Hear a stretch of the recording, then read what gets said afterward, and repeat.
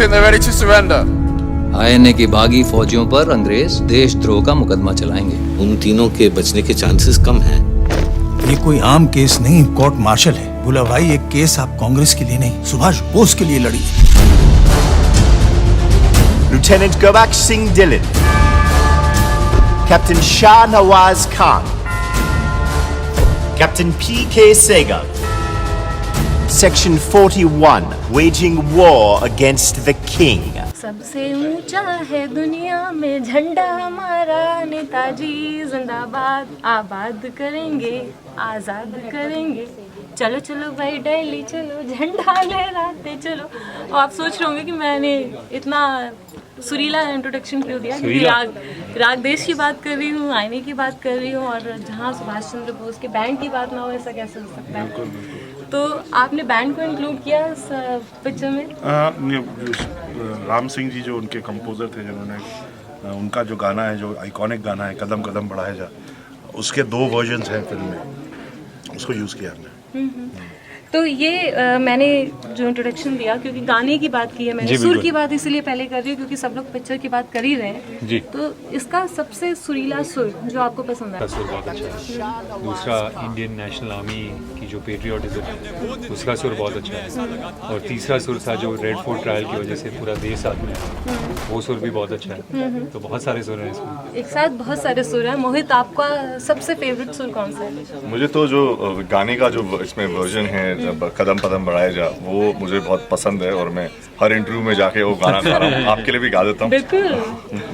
कदम कदम बढ़ाए जा, खुशी के गीत गाए जा, ये जिंदगी है कौम की, तू कौम पे लुटाए जा। बाकी यूट्यूब पे। बिल्कुल, क्या बात है, क्योंकि घूमने फिरने का शौक तो आपको भी सर बहुत है, हम पहले भी घूम चुके हैं आपके साथ। अब जब हम पिक्चर देखने के बाद आईएनए में जाएंगे तो क्या हमें याद आएगा आज़ाद हिंद फौज की याद आने वाली, क्योंकि दिल्ली वालों को पता ही नहीं है कि आईएनए है क्या। हाँ, जब पता नहीं है तो याद क्यों आएगी, लेकिन ये होगा कि लोगों को इस बात का इल्म ज़रूर हो जाएगा कि हमको हमारे देश को आज़ादी मिली कैसे। मैं भी पहले सोचता था कि यार हमको आज़ादी जो है ये नारेबाजी करके और एक नेगोशिएटिंग टेबल पे बात करके और बहुत टाइम लग गया, करते करते ऐसी मिल गई आज़ादी, और अंग्रेज़ थक गए थे देश को संभालते हुए, वर्ल्ड वॉर ख़त्म हो चुकी थी, इतना दूर हिंदुस्तान अंग्रेज़ों ने कहा संभाल नहीं पाएंगे, और अंग्रेज़ अपना काम करके देश का सारा पैसा सोना ले करके चंपत हो गए। लेकिन और मैं कहता था भाई हमने कोई क्राइसिस नहीं देखी, देश ने कोई खून नहीं बहाया अपनी आज़ादी के लिए। बट इस फिल्म की रिसर्च करके जब मैंने इस बात का हुआ कि मैं कितना गलत था, 25,000 आईएनए के फौजी ने अपनी जान दी इस आज़ादी के लिए, और वो ये कम अमाउंट नहीं है ये नंबर, तो बहुत जाने गई हैं। सुभाष चंद्र बोस का सपना था कि मैं तिरंगा जो है लाल किले में फहराऊंगा अपनी फ़ौज को लेके। वो सपना उनका पूरा तो नहीं हुआ, बट इस ट्रायल ने जो उनके फौजियों के ऊपर अंग्रेज़ों ने ट्रीजन, देशद्रोह और मर्डर का चार्ज लगा के उनको कटघरे में खड़ा किया और कहा कि यहीं लाल किले में इनको फांसी दी जाएगी, इस ट्रायल ने देश में एक आंधी की तरह का काम किया, और पूरा देश, सारे संप्रदाय के लोग, सारी पॉलिटिकल पार्टीज़ के लोग, ऐसा हिंदुस्तान के इतिहास में कभी हुआ नहीं है। आज भी सारी पार्टियां एक दूसरे के साथ लड़ रही हैं। कांग्रेस पार्टी, मुस्लिम लीग, हिंदू महासभा, अकाली दल, सब ने मिलके इस आईएनए ट्रायल और आईएनए के फौजियों के समर्थन में सड़कों पर उतर आए, और अंग्रेज़ घबरा गए ये देख करके, और उन्होंने कहा भैया चलो, और 1 साल बाद वो देश छोड़ के चले गए। जो नींव थी वो आज़ाद हिंद फौज ने ही रखी, जैसे आज़ादी की, और जैसे मैंने आईएनए की भी बात की, आईएनए मार्केट जाते हैं तो हमें याद ही नहीं आता है कि ये रखा क्यों गया है जी। तो कभी आपके जहन में आया ये कि ऐसा क्यों हुआ था या क्यों रखा गया था इस फिल्म को करने से पहले? नहीं आया, और वो मुझे लगता है बहुत शर्म की बात है, क्योंकि जैसा तिशु सर ने कहा कि ये हमारी हिस्ट्री का बहुत ही एक अहम चैप्टर है, और आईएनए का जो कंट्रीब्यूशन था इस देश की आज़ादी में वो बहुत बड़ा था। लेकिन इसके बावजूद मुझे लगता है कि आईएनए को जानबूझ के साइडलाइन किया गया है आज़ाद हिंद फौज को। अब मुझे पता नहीं वो पॉलिटिकल रीज़न है क्या है उसके पीछे, लेकिन बहुत शर्म की बात है कि इतना जो इम्पॉर्टेंट चीज़ है हमारी हिस्ट्री के, उसके बारे में हमें इतना कम पता है। तो मुझे जब मैंने स्क्रिप्ट पढ़ी तो मुझे फैसिनेशन तो था कि बहुत ही बढ़िया स्क्रिप्ट है, बहुत ही बढ़िया कहानी है, लेकिन थोड़ा साथ में शर्म भी महसूस हुई। बिल्कुल ठीक बात है, वो हम लोगों को भी महसूस हुई जब मैंने पढ़ा आने से पहले। आपको इस बारे में पता था मोहित?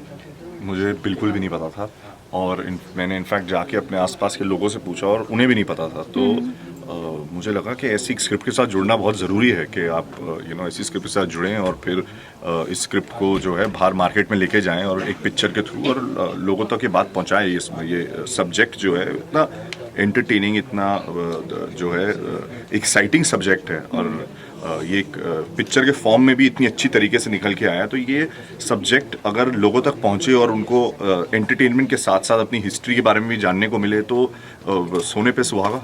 बिल्कुल ठीक बात। आपके पास तो स्टूडेंट्स भी बहुत आते रहते हैं, तो मेरे ख्याल से काफ़ी हिस्ट्री उनको पता चलने वाली है आपसे मिलने के बाद, खासकर मूवी के बारे में। बिल्कुल, मैं तो चाहता हूँ कि जितने स्टूडेंट्स हैं उन सबको एक बहुत बड़ा चैप्टर है हिस्ट्री का, ये इस फिल्म के थ्रू अपने आप को हिस्ट्री से भी जो है इंट्रोड्यूस कीजिए और उसके बाद आप अपने आप को एंटरटेन भी कीजिए। हाँ, बिल्कुल ठीक बात है। फिल्म देखने के बाद हम सब एंटरटेन होने वाले हैं। बहुत सारी फैक्ट्स हैं जो पता चलने वाले हैं हिस्ट्री को लेके। बट सर, ये इतनी सीरियस मूवी है और इतना सीरियस सब्जेक्ट है कि इसको उठाना ही अपने आप में चैलेंजिंग होता है कि पता नहीं लोग देखेंगे किस तरह का रिस्पॉन्स मिलेगा।